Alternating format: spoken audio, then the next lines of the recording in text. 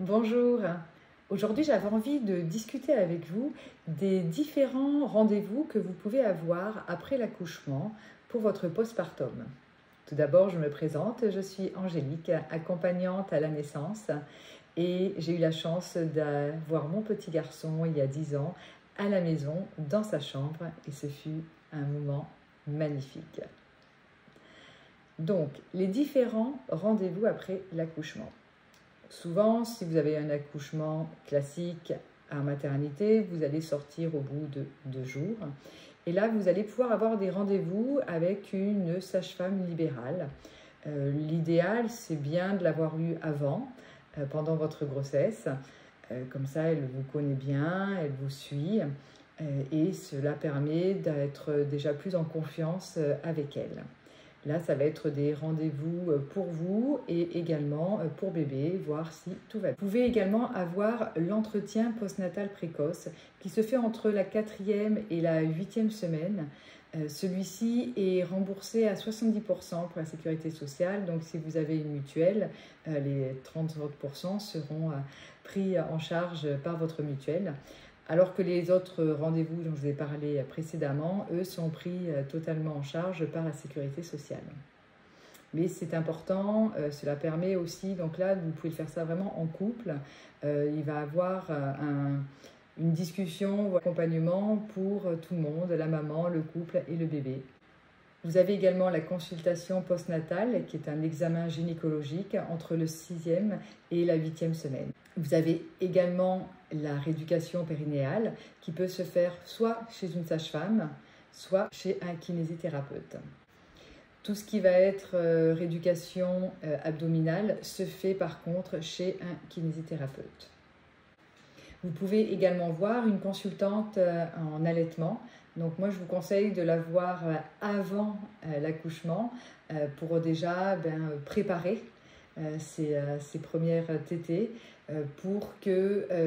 parce que malheureusement, souvent, tous ces rendez-vous, on ne les prépare pas avant. Et c'est important de les préparer pendant la grossesse, d'anticiper, d'avoir comme on dit, sa tribu, son petit village, ses personnes ressources. Comme j'avais déjà parlé sur une ancienne vidéo, les 5 astuces pour bien préparer son postpartum, que je vous invite à les visionner.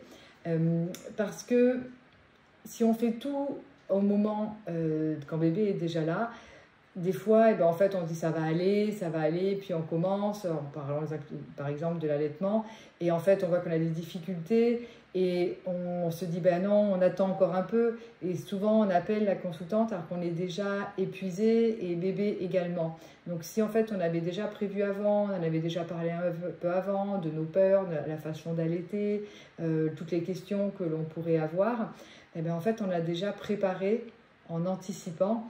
Et c'est souvent beaucoup plus facile. Et puis en plus, vous connaissez la personne, donc vous avez aussi plus confiance, comme j'ai parlé aussi de la sage-femme. Et cela se fait beaucoup plus naturellement et plus fluidement. Également, si peut-être vous voyez déjà un thérapeute pendant la grossesse pour travailler sur certaines difficultés, certains schémas que vous désirez ne plus avoir pour vous, mais aussi pour ne pas les transmettre à bébé, de pouvoir continuer votre thérapie après s'il y a besoin. Et de toute façon, c'est toujours bon aussi de voir quelqu'un pour parler des difficultés que l'on pourrait avoir, parce que c'est le postpartum, c'est beaucoup bébé, bébé, bébé, et on aurait tendance des fois à se laisser aller. Donc c'est important d'avoir quelqu'un avec qui parler. Donc ça peut être un thérapeute, mais ça peut être également une doula, si vous avez déjà votre doula avant.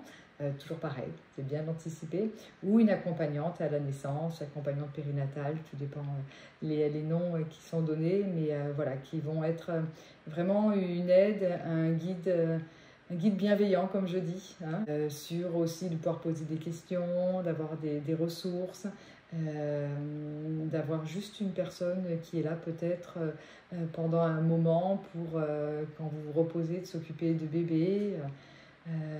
Et après de prendre un thé avec vous. Donc vous avez également des associations postnatales justement pour cela, qui permettent cela, d'avoir des mamans qui ont aussi vécu ce postpartum et qui vont venir passer un moment avec vous, prendre un thé ou faire aussi du ménage. Ces rendez-vous sont vraiment importants, il y en a qui sont obligatoires, il y en a qui ne le sont pas. Regardez un petit peu avant ce qui est important pour vous, ce que vous pensez qui pourrait peut-être vous poser problème, et bien anticipez-les pour profiter au maximum de votre postpartum et de votre bébé.